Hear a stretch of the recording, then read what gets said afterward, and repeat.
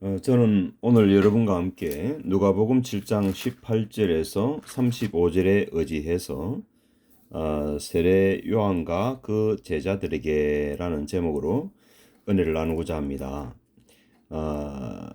누가복음 7장 18절에는 요한의 제자들이 이 모든 일을 그에게 알리니 요한이 그 제자 중 둘을 불러 주께 보내어 이르되 오실 그이가 당신이오니까 우리가 다른 일을 기다리오니까 하라 하매라고 기록을 하고 있습니다.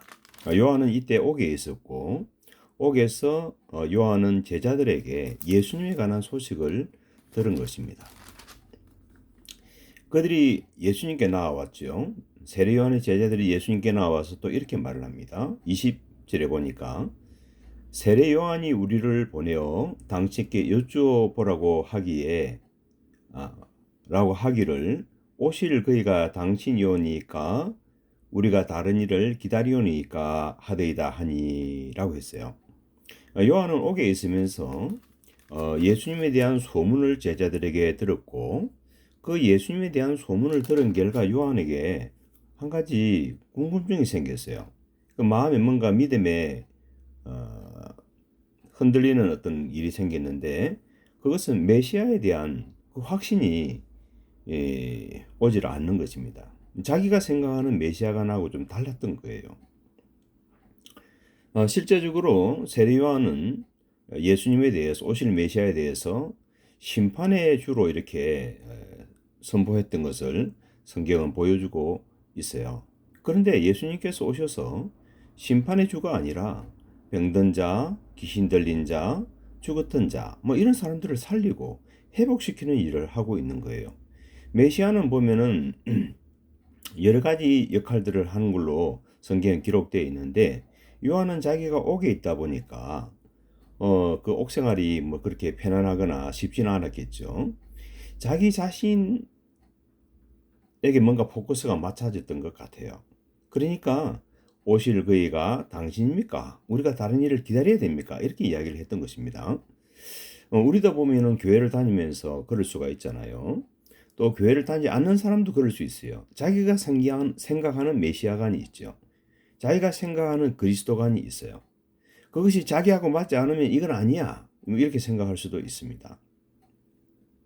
그런데 예수님을 찾아왔던 그 세례 요한의 제자들에게 예수님께서는 가타부타 말을 하기 이전에 이런 말씀을 합니다. 21절에 마침 그때에 예수께서 질병과 고통과 및 악기 들린 자를 많이 고치시며 또 많은 맹인을 보게 하신지라. 예수님께서 그 세례 요한의 제자들이 와 있을 때 그들이 보는 앞에서 예수님의 사역 현장을 보여주신 거예요. 질병과 고통과 및 악기 들린 자를 적게 고치지 않고 많이 고쳤다는 것입니다. 또 많은 맹인을 보게 했다. 소경을 보게 했다는 거예요. 예수께서 대답하여 이르시되 일단 다 보여주고 나서 예수님께서는 대답을 하시는 것입니다. 세례 요한의 질문에 대한 대답이기도 하죠. 너희가 가서 보고 들은 것을 예수님께서 보게 하시고 듣게 하셨죠. 요한에게 알리되 맹인이 보며 못 걷는 사람이 걸으며 나병 환자가 깨끗함을 받으며 기먹은 사람이 들으며 죽은 자가 살아나며 가난한 자에게 복음이 전파된다 하라. 누구든지 나로 말미암아 실족하지 아니하는 자는 복이 있도다 하시니라. 이런 말씀을 주님이 하십니다. 그리고 요한이 보낸 자가 떠난 후에 예수께서 무리에게 요한에 대하여 또 말씀하기 시작했어요. 여기는 제자들에게라고 말하지 않고 무리에게라고 되어 있죠. 무리에게 요한에 대해 말씀하시는데 너희가 무엇을 버리고 광야에 나갔더냐? 바람에 흔들리는 갈대냐? 그러면 너희가 무엇을 버리고 나갔더냐? 부드러운 옷 입은 사람이냐?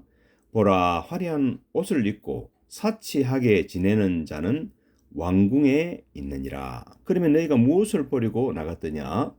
선지자냐? 옳다. 내가 너희에게 이르노니 선지자보다도 훌륭한 자니라. 훌륭한 자니라.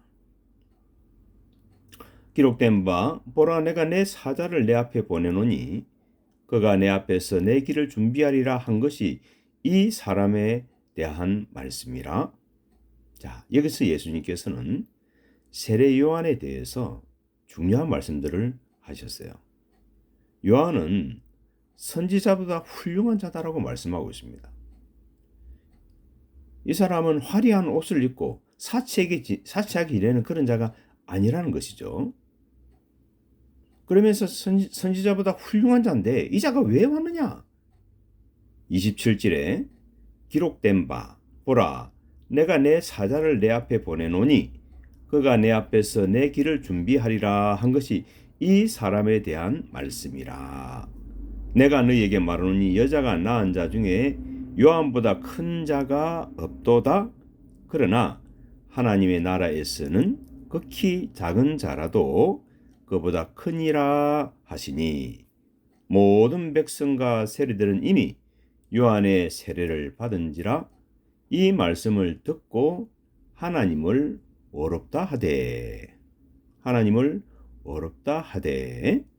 바리새인과 율법 교사들은 그의 세례를 받지 아니하므로 그들 자신을 위한 하나님의 뜻을 저버리니라.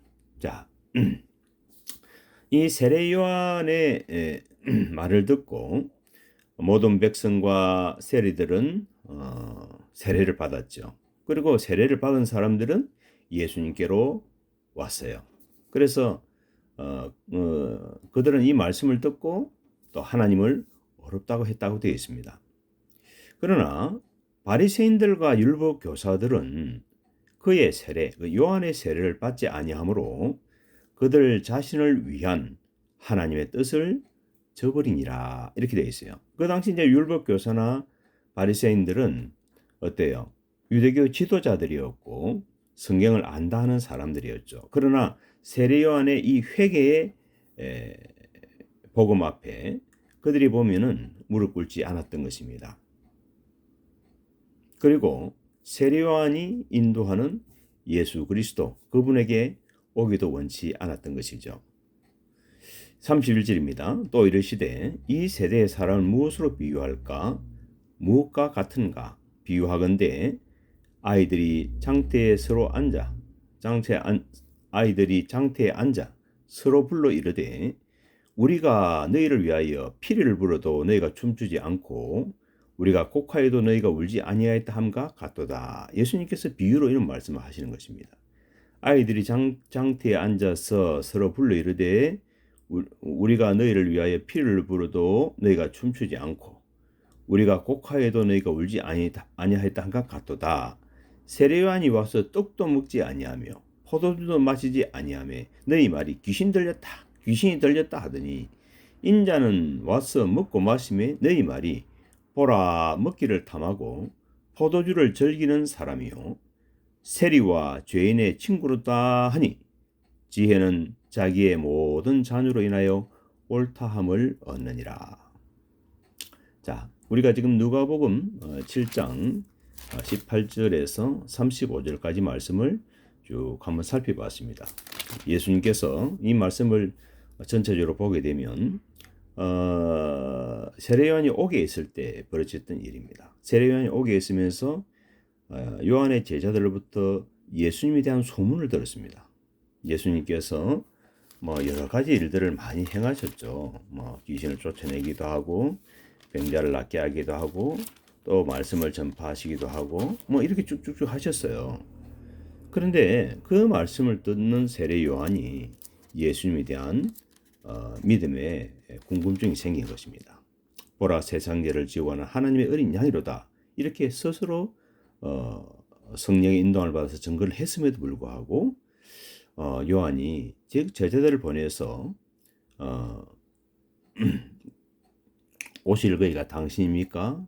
우리가 또 다른 일을 기다려야 합니까? 이렇게 했던 것입니다. 주님께서는 그 요한의 질문 앞에 다른 이야기를 하지 않습니다. 먼저 때마침 그때 예수께서 질병과 고통과 및 악기 들린 많은 자들을 고치는 사역 현장을 보여주신 거예요.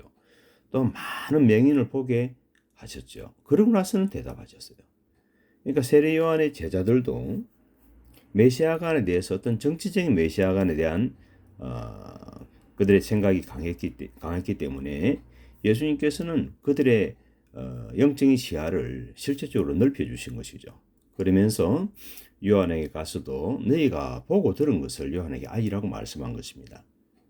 맹인이 보며 못 걷는 사람이 걸으며 나병 환자가 깨끗함을 받으며 기먹은 사람이 들으며 죽은 자가 살아나며 가난한 자에게 복음이 전파된다 하라. 이거는 단순하게 정치적인 메시아에서 보면 완전 벗어나는 그런 개념이죠. 어마어마한 그리스도의 실체를 사실은 보이는 것입니다. 그러면서 누구든지 나로 말미암아 실족하지 아니하는 자는 복이 있도다, 이런 말씀하셨어요. 누구든지 나로 말미암아, 예수로 말미암아 실족하지 아니하는 자. 그러니까 예수를 믿는다고 하면서도 내가 환경이 어려워지고 여건이 어려워지면 왜 예수님께서 나를 직접 구해주지 않느냐, 왜 빨리 살리지 않느냐, 내가 생각하는 메시아는 이래야 되는데 하는 어떤 그런 생각들에 잡혀 있을 수 있죠. 그런데 그럴 때 실족하기 쉽다고 주님 말씀하신 거예요. 근데 그런 그들에게 주님께서는 그들의 생각을 확 바꿔주시죠. 사역 현장을 보이시고 또 너희가 보고 들은 것을 말하라 하면서 그들의 생각을 바꾸어주는 것을 볼 수 있습니다. 사단이 보면은 그들의 가리어놨던 그 눈들을 주님께서 확 열어주신 것이죠. 그리고 예수님께서는 요한이 보낸 자가 떠난 후에 또 무리들에게 요한에 대해서도 말씀을 하셨어요. 요한에 대해서도 요한은 흔들리는 갈대다 이렇게 말씀하신 게 아니에요. 너희가 무엇을 보려 강에 나갔더냐, 바람에 흔들리는 갈대냐, 이렇게 말씀하신 거예요.